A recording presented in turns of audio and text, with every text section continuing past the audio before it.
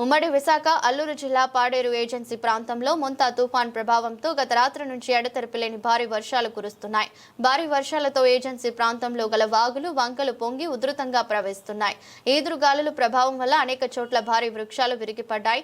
వర్షాలతో వందలాది ఎకరాలు పంట పొలాలు నీట మునిగాయి. పాడేరు అరకు చింతపల్లి ఘాటి రోడ్డు మార్గాన పలు చోట్ల భారీ వర్షాలు విరిగి రోడ్డుకు అడ్డంగా పడ్డాయి. అనేక చోట్ల కొండ చర్యలు విరిగిపడ్డాయి. వాహనాలు రాకపోకలకు తీవ్ర అంతరాయం ఏర్పడింది. భారీ వర్షాల కారణంగా ఆర్టీసీ బస్సులు కేవలం డిపోకు మాత్రమే పరిమితమైంది. తుఫాన్ ప్రభావంతో ఎటువంటి ప్రాణ నష్టం వాటిల్లకుండా అధికారులు ముందస్తు చర్యలు చేపట్టారు.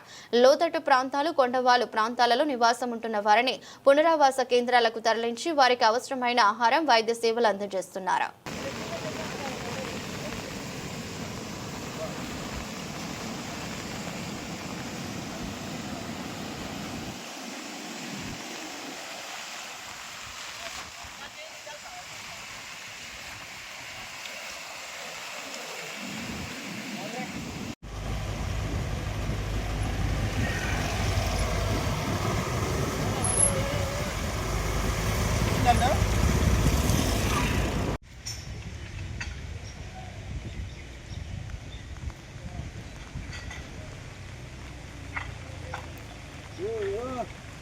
ఇలాగంటేనే ఎక్కువ వస్తుంది.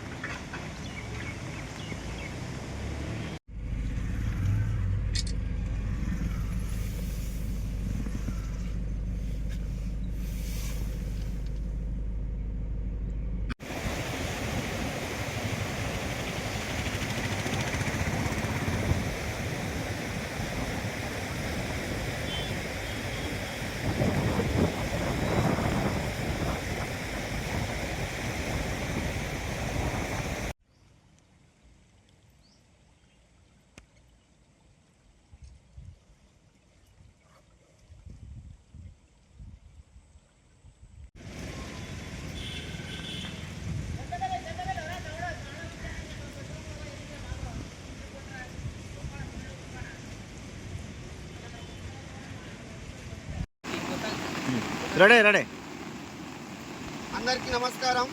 నా పేరు చప్పాలి శంకర్రావు. నేను ఉక్కుంపేట మండలం ఈసా అధ్యక్షుడు, అలాగే Telugu Desam party Araku assembly organise secretary.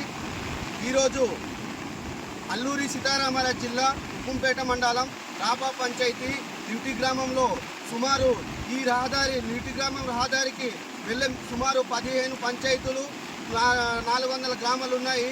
ఈరోజు మోదో తుఫాను సందర్భంగా లివిటి బ్రిడ్జ్ అనేటువంటిది మించిపోవడం జరిగింది. కాబట్టి దీనికి అధికారులు చర్యలు తీసుకొని వెంటనే నూతన బ్రిడ్జి ఏర్పాటు చేయాలి.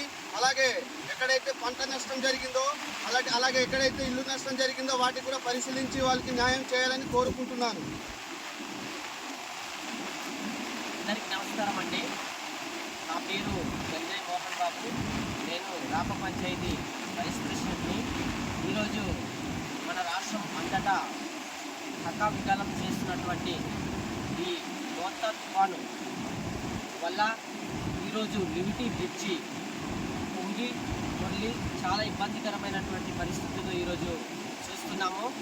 ఈరోజు ఈ బ్రిడ్జిపై నుంచి ప్రతిరోజు ఉక్కుంపేట మండల కేంద్రానికి వెళ్ళాలంటే దాదాపుగా ఒక 15-16 పంచాయతీలు 400 గ్రామాల ప్రజలు నిత్యం ఈ రహదారిపైనే రాకపోకలు కొనసాగిస్తుంటారు.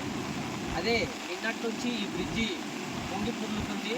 దీనికి వెంటనే సంబంధిత అధికారులు పరిశీలించి ఈ నూతన బ్రిడ్జిను శాంక్షన్ చేసి వెంటనే మా యొక్క ప్రజా సమస్యను వెంటనే పరిష్కరించాల్సిందిగా కోరుతున్నాను.